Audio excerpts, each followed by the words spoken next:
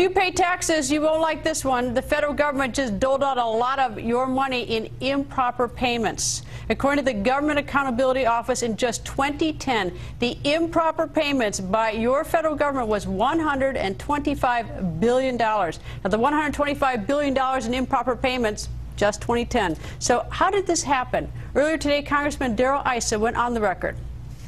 Congressman, nice to see you, sir. Well, thanks for having me on, Greta. Good to be back.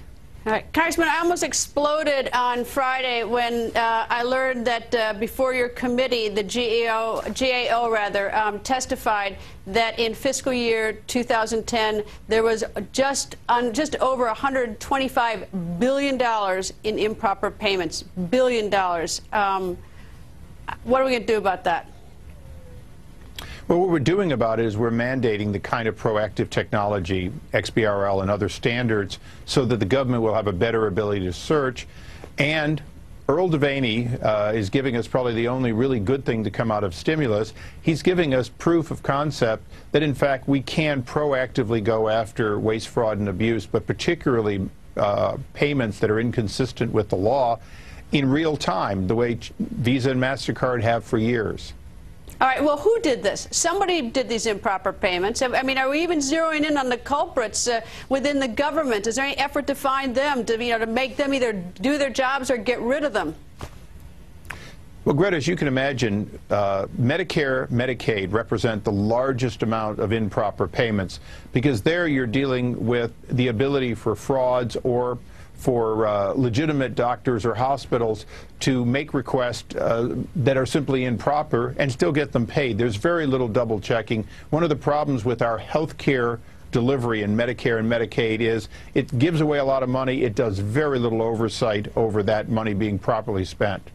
All right, $125 billion. I mean, last 2 weeks, the Congress and the Senate, the House and the Senate have been fighting over $38 billion. This is $125 billion just for fiscal year 2010. Have we recovered any of this money? Very little, Greta. The fact is that by the time you go and do the forensics, often it's very difficult. And even when you go to do it, sometimes it ends up being an agreed-on amount less.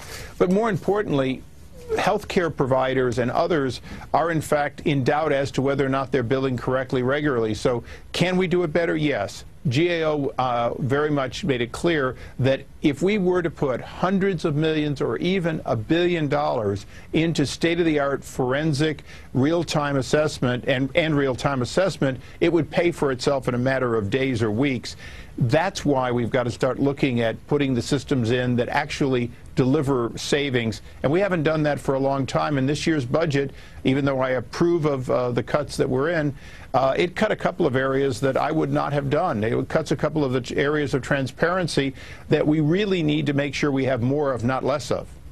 You know, Congressman, you're so measured in talking about this, and, you know, this is absolutely pure insanity on the part of our federal government. And we're just talking about 2010. We're not talking about we're not talking about 09, 08, 07, all the other years. You know, there's so many demands made on Americans in terms of whether it's taxes or they're hearing spending cuts on programs, and then we hear that $125 billion, we don't even know, that's just 1 year, and we have no idea where to find it. So this really has gotten, it really is, it's insane. And even within this own report, it says that that the government is the steward of taxpayer dollars. Instead, it looks like they're the thief, because the money's just taken and thrown away and unaccounted for and wasted.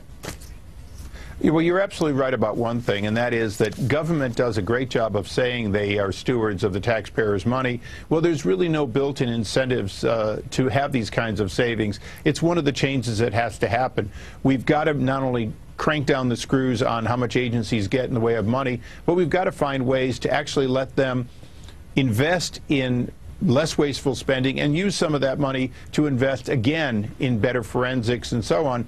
Right now, that's a problem government-wide, but part of the reason, Greta, is it's not just a problem; it's a crisis. It's improper payments. I mean, it's an absolute unadulterated crisis going on. It's taking money that taxpayers have given and just throwing it away and not looking for it.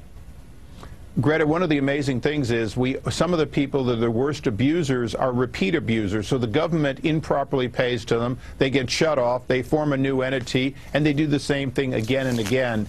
It is a problem in government. It's one that's not going to go away until we fundamentally change the incentives in government, including the real reform of Medicare and Medicaid, which have been too much about how much money they give out and not enough about whether or not the procedure actually occurred, and if it occurred, was it actually necessary? A quick question, what are you doing in Palo Alto? Well, you know, the outreach around America that members of the Government Oversight and Reform Committee are doing broadly includes here in high tech. Most people think about the high tech community and say, well, you know, regulations don't affect them, but lots of bad policies in America are affecting job creation, even here in Silicon Valley, including an H-1B program that's broken, that doesn't allow enough of the best and the brightest to stay here and innovate, that's causing innovations to go on around the world. Trillions of dollars that are trapped overseas because of our tax and repatriation policies, and loads of much simpler ones. You know, one of them that one of our companies out here told us about was very simple. They cannot bury fiber. They can't get access to put new fiber in to increase the speed and capability to your home and to your business of the internet because of a load of different regulations that were not designed to allow more competition, but in fact help block it. So those kinds of things are what we're listening to out here and taking back to Washington, and you don't get the same story when you're here that you really think you get in Washington. Well, Congressman, nice to hear. Thank you for joining us, and nice to hear from you. And I look forward to more of your hearings on waste and fraud.